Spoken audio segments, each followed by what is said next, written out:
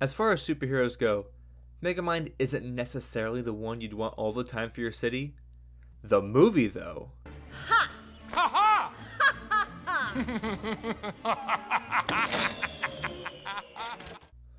I'm going to be watching this movie till the day I die. I can't wait till I get Alzheimer's so I can keep rediscovering this gem of a movie. If, for some crazy reason, you haven't seen this movie, please go watch it before watching this review. It's an absolute banger. One of DreamWorks' best movies, and I would say it's definitely their funniest. Let's dive into this masterclass of a story. The movie begins with Megamind falling to his death. He gives us some narration about what conspired to bring him here, and that takes us to his childhood. His home planet is being sucked into a black hole vortex thing, and he escapes with Minion just in time, along with another child from a neighboring planet. They both land on Earth, where, as Providence would have it, Megamind lands in a prison and is raised by the inmates, while Mr. Goody Two-Shoes finds himself being adopted by a wealthy couple. And he doesn't just get a family, he inherits the powers of flight, invulnerability, and great hair. And also laser vision, x-ray vision, super speed, super strength, and whatever you would classify this as. However, Megamind says he possesses something far better, an amazing intellect. We see him creating a tricycle that can blast down brick walls, a robot body for Minion, and a force field helmet, and a gun that can dehydrate inanimate objects. Megamind keeps trying to fit in, but he keeps doing things wrong and gets punished. He decides that if he's destined to be the bad guy, then he's going to be the baddest one of all. We see that as adults, Megamind and Metroman fight often, and we pick up the story with Megamind in prison. It's the day of the opening of the Metroman Museum, and Metroman gifts Megamind a watch just to gloat. You got a present in the mail. Is it a puppy? From Metro Man. To count every second of your 85 life sentences. That's funny. Never thought Metro Man was the gloating type. Oh, but he does have nice taste. I think I'll keep it. And now we are introduced to Roxanne Ritchie, a news reporter who is covering the opening of the Metroman Museum. We also meet Hal. What I was trying to say was, and I'd be watching you like a dingo watches a human baby. Her cameraman, who is a nice guy, but he has no riz. He's crushing on Roxanne hard. But while they're talking, Roxanne gets kidnapped by someone in an invisible car. As the warden is walking down the hallway of the prison, the watch Megamind was supposed to get turns the warden into Megamind. He's captured by the other guards and taken to Megamind's cell. Megamind takes the watch, puts on a disguise as the warden, and escapes. Oh, you fools. He's tricked us. You were right. I'll always be a villain. Well, hello, good looking. Need a lift? Certainly do, you fantastic fish, you. Get in the car, you. I'm free! Right? Nice work sending me the watch, Minion. You got it, boss. Punch it! And now we see Metroman, and he appears to be loving his superhero job. He does seem to be a better person now than he was as a child, thank goodness. He gives a nice speech about how much he values being able to serve the people and how they make him what he is. Who would I be without you? Right after Metroman cuts the ribbon in half, the sky goes dark, and two projectors show Megamind and his hostage, Roxanne. Roxanne flat out tells Metroman where they are while she's on screen. In order to stop me, you need to find me first, Metro Man. We're at the abandoned observatory. Aha! No, we're not! Don't listen to her, she's crazy! Metroman flies up and heads towards Megamind's hideout. Or so he thinks. Metro Man approaching, sir. Ha! Ha ha!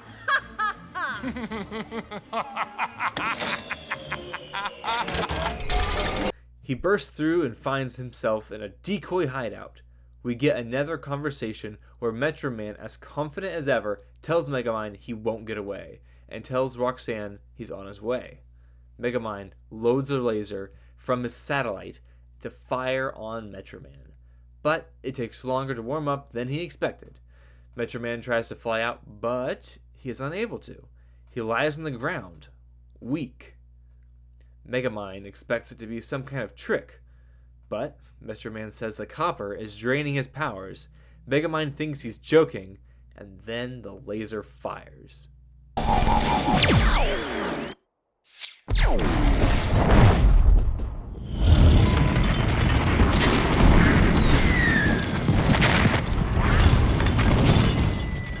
No one is sure if Metro Man will survive or not. Then, Metro Man comes flying towards them, and Megamind and Minion start freaking out.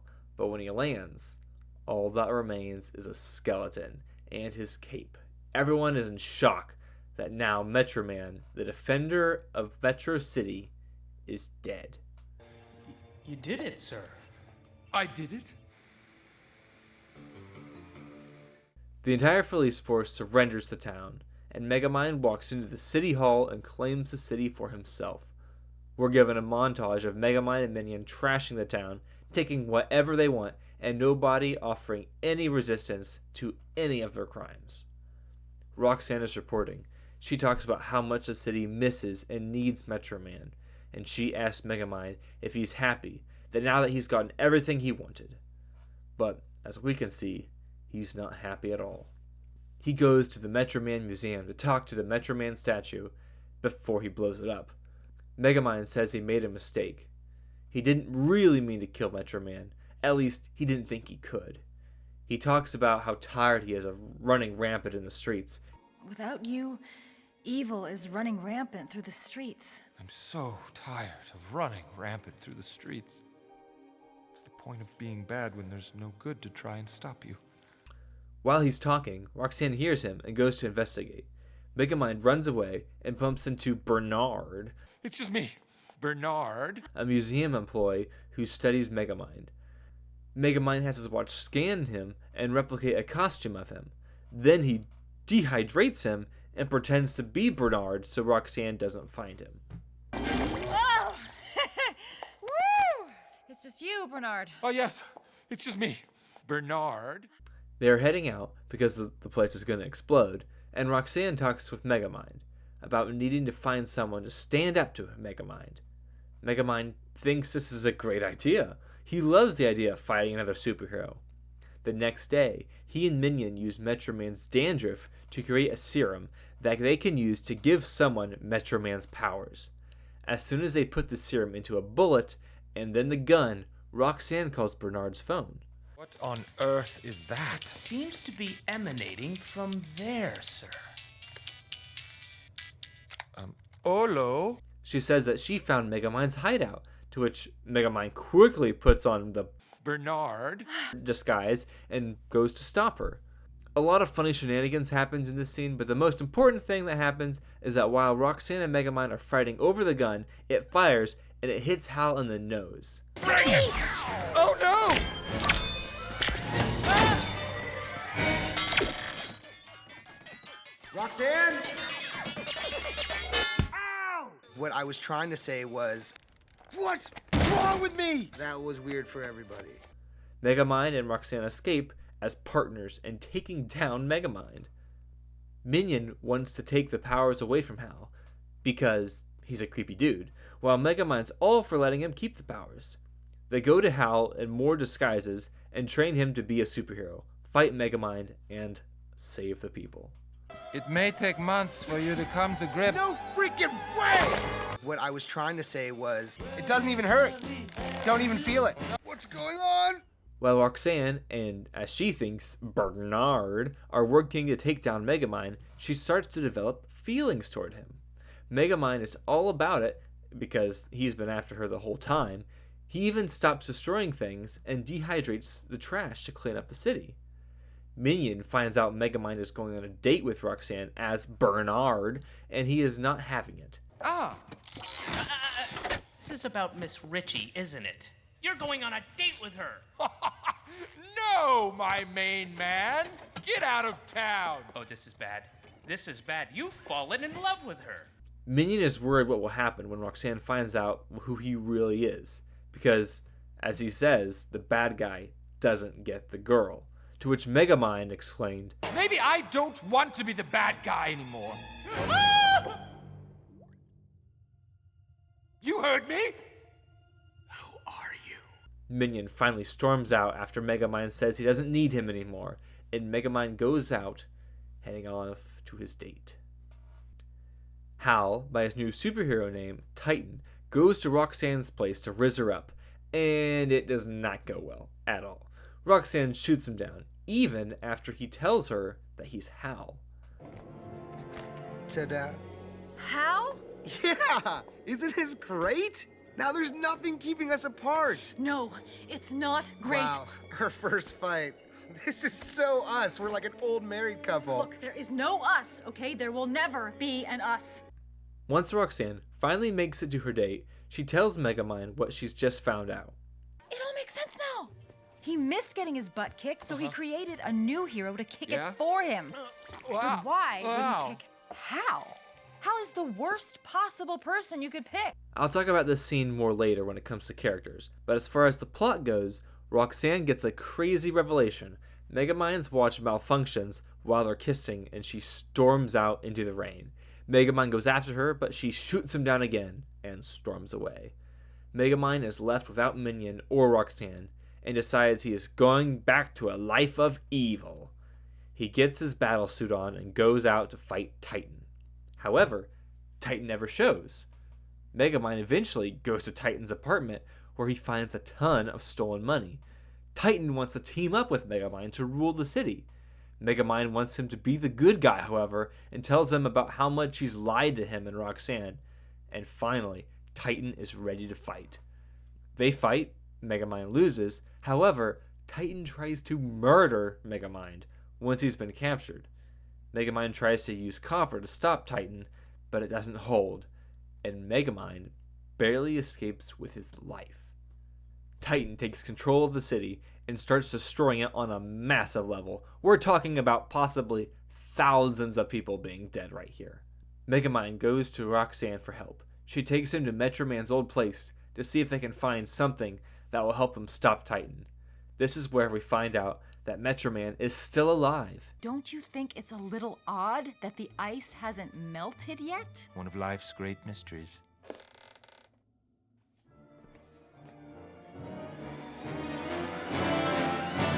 Hey. He faked his own death so that he could live a different life. Roxanne and Megamind ask for help to stop Titan, but Metro Man says he's done, and that good will rise up from somewhere else.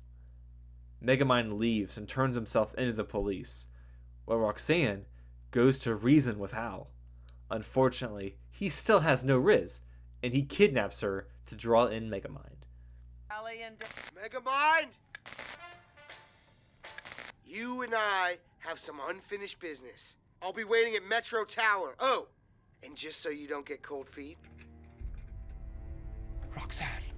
Megamind begs to be released and apologizes for the things that he said and done. Then Minion, who was acting as the warden, lets him go. Apology accepted. Oh, Minion. You fantastic fish, you. What are we waiting for? We better get going. You got me. Good luck, fellas! We're gonna die! What I was trying to say was... What's the plan? Well, it mostly involves not dying. And now they're off to save Roxanne and stop Titan. Titan starts to destroy the Metro Tower where Roxanne is trapped. Megamind shows up and distracts Titan with his brain bots and unties Roxanne and tries to escape. Titan gets free and throws the top of the tower at them. Roxanne is able to walk away, but Megamind has been impaled, it seems. Titan lands and kicks a bus at Roxanne, but it is stopped by Metro Man.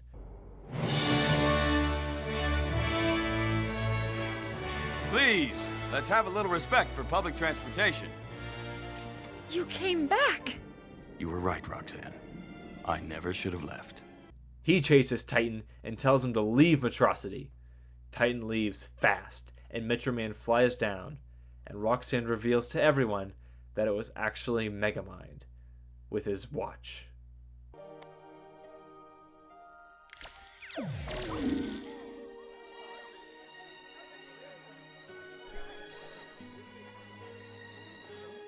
And it was Minion who had been hit earlier.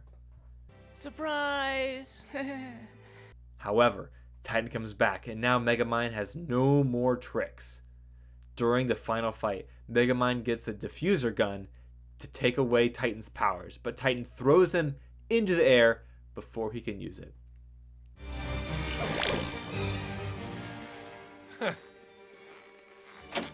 Enjoy your flight!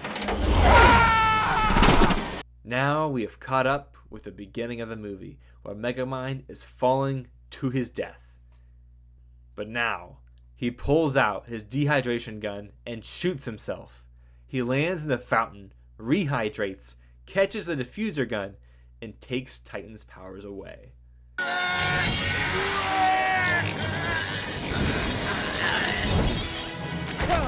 What I was trying to say was, Minion is fine, everyone celebrates, Megamind becomes a hero and is pardoned, and of course, the good guy gets the girl. The plot of Megamind is fantastic. I love showing it to people for the first time. They don't expect Metro Man to die. They can usually tell he's not dead before it's revealed, but they always expect him to come back. But he doesn't. Oh, I love it. I do have complaints. When Megamind escapes his prison cell, really? How did they not see and stop him? How many times has it happened like this? This cell is not designed, there's no way for him to do this. It doesn't make any sense. You animated this really wrong. Roxanne should have been crushed by the Metro Tower here. This doesn't make a lot of sense unless she's able to walk away after this.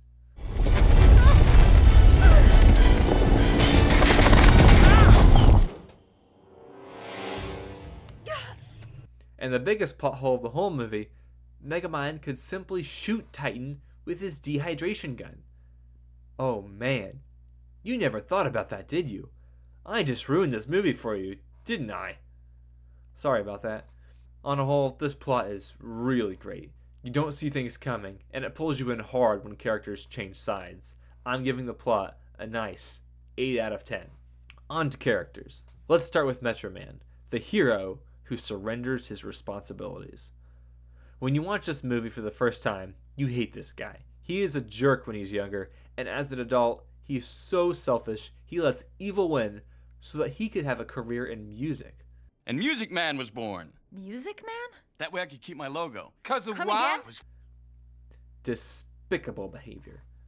But now that I've seen it an unhealthy amount of times, I look at him a little differently. As a child, he's confident. He is determined to put wrongdoing in its place to a fault, because he is rewarded when he does right. He's arrogant.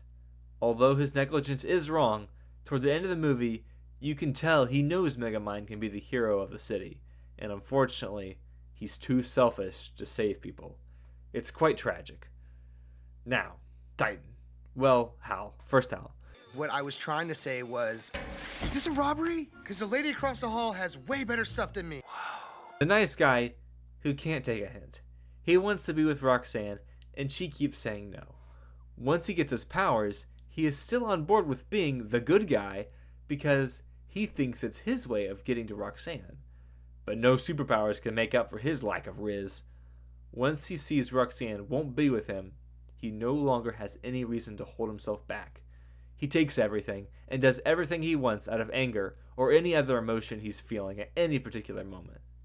Although Roxanne could have still been his friend, he wanted something he couldn't have, and instead of moving on, he chose to indulge in the worst part of himself, not caring a bit for anyone. Roxanne is our paragon of virtue. She is kind towards Hal and even Titan, because she believes he can still choose to do the right thing, just as he did as Hal. This is the first time we've hung out socially, and it's when I'm about to destroy the city. I want to talk to the real Hal. I want to talk to the guy who loved being a cameraman and eating dip and being a nerd and being not as scary as the Titan Hal. Too late! She condemns Megamind for all the evil he's done, but when he's acting as Bernard, She's attracted to his good guy qualities. When it's revealed to her that Megamind was Bernard, she was righteously angry, but later realizes he has the same choice Titan has, to be evil or good. Just as Hal is motivated to be a hero for her, Megamind is as well. Let's talk about this date. This is right after Minion and Megamind have had their big falling out, where Minion had warned him what would happen if Roxanne found out his lie. So, during their date, Megamind feels like he needs to ask Roxanne. Say I wasn't so normal. Let's say I was bald and had the complexion of a popular primary color. As a random, non-specific example, would you still enjoy my company? He is completely focused on his appearance opposed to how he presents himself. Roxanne has a completely different mindset from Megamind. Would you still enjoy my company? Of course. You don't judge a book by its cover or a person from the outside. Oh, that's a relief to hear. You judge them based on their actions. Well, that seems kind of petty, don't you think? She doesn't factor someone's appearance into whether or not they're a good person or not. It's the decisions and actions the individual makes that determines that. It is 100% up to a person to do the right thing. Up till now, Megamind has been hoping to change and doing good things, but he is still living a double life. He doesn't feel like he has a choice. He has to be the bad guy, just like Metro Man felt like he had to be the good guy. Megamind's decision to come back and be the hero was something everyone in the city had never thought possible. And although the motivation isn't based on any moral truth, by that I mean it's just presented as the right thing to do and that's it, it's still a great lesson through Megamind that people can decide to stop being who they were, or who they were being told to be, and be a different person who does the right thing. Funny, I guess destiny is not the path given to us, but the path we choose for ourselves. As far as character goes, I'm giving Megamind a 7 out of 10. The reason it's not higher is mostly because of Minion. He falls short in a lot of scenes and doesn't act as well as I would like him to with Megamind. He has a lot of comedy, which is great, but his character wavers because of it. Before I get the final score, I want to talk about the comedy. Absolutely fantastic. I kid you not, over half this movie is setting up and delivering jokes, and you can count the ones that don't land on one hand. The rewatchability of this movie is insane. I can't for the life of me pick my favorite joke from this movie. I've already shown some great clips, and I've got to show a few more here. We all know how this ends, with you behind bars. Oh, I'm shaking in my custom baby seal leather boots. Rented a bouncy house? Chicks don't like bouncy houses, they like clowns! Ow! Oh! Stupid man, you broke my finger!